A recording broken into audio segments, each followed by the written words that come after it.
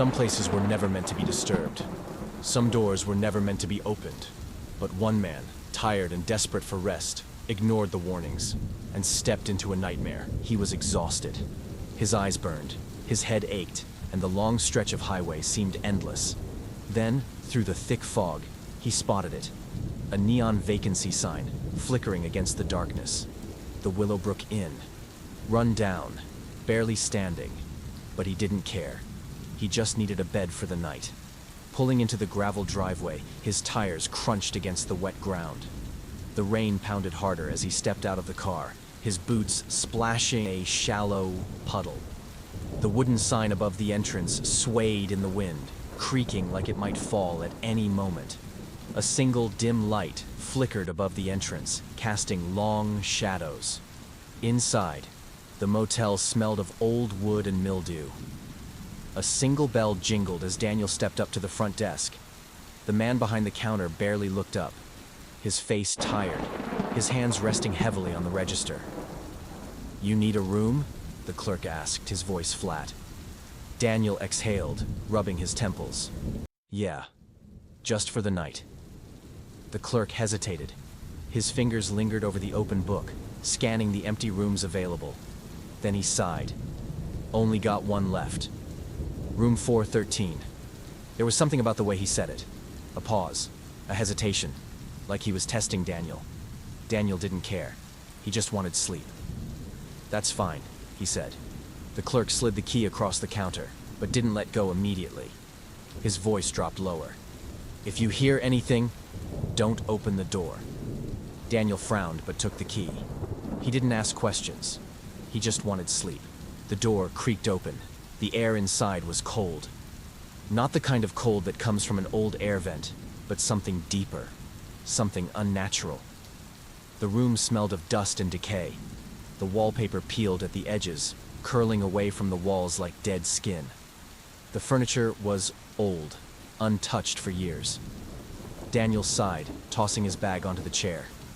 He sat on the bed, exhaling. His body ached. His mind was heavy. "Just one night," he muttered to himself. He pulled out his phone, set an alarm. 7 hours of sleep. That's all he needed. The room settled into silence. The clock on the wall ticked, slowly, then stopped. At first, he thought he was dreaming, but the sound pulled him from his sleep. A whisper, faint, right by his ear. "He's here." Daniel's eyes snapped open. His breath hitched. The room was dark. Only the faint glow of the street lamp outside flickered through the blinds. Then another whisper, closer. "Don't turn around." His body stiffened. Every nerve in his body screamed at him to stay still, to not look. The whisper grew sharper, colder, pressing against his ear. "Leave." Then, a loud bang. The closet door slammed shut. Daniel jolted, his heart hammering in his chest. He fumbled for the lamp, his fingers shaking. The light flickered violently before stabilizing. He told himself it was the wind. The building was old, after all. But deep down, he knew. The wind didn't whisper. His eyes darted to the closet door. It was shut. But something about it felt wrong. Then came the sound. A soft, rhythmic scratching from inside the closet. His breath caught in his throat. No, he wasn't doing this. "Screw this," he whispered, turning off the light. He lay back down, eyes shut, ignoring it. The scratching stopped. Silence settled. Then, from the bathroom, a sound, a slow, steady drip. The sink. Running. He hadn't turned it on. Daniel swallowed hard, forcing himself up. He moved toward the bathroom, his footsteps heavy. The floor creaked beneath him. He reached for the light switch. Click. The bathroom flickered to life. The sink dripped, a slow, steady rhythm. But that's not what made him freeze. It was the mirror. His reflection was wrong.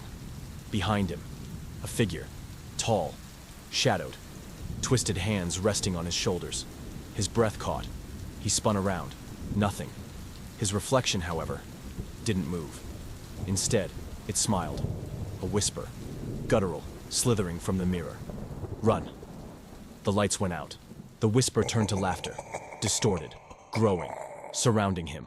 Daniel ran for the door, fumbling with the lock. His hands shook. The whispers grew louder. The laughter twisted, shifting, filling every space in the room. The knob wouldn't turn, the door wouldn't budge. Then, silence. The door swung open on its own. He stumbled into the hallway, gasping. He turned back. The room was empty, normal, like nothing had ever happened. But on the inside of the door, scratched deep into the wood, was a single word. Stay. Daniel didn't look back. He drove, fast, far. The next morning he called the motel. "When did you build room 413?" he asked. The clerk hesitated, then quietly said, "Sir, we don't have a room 413. That part of the building burned down 50 years ago, with a guest still inside." Daniel never spoke of that night again. But sometimes, when he closes his eyes, he still hears the whisper. "Come back."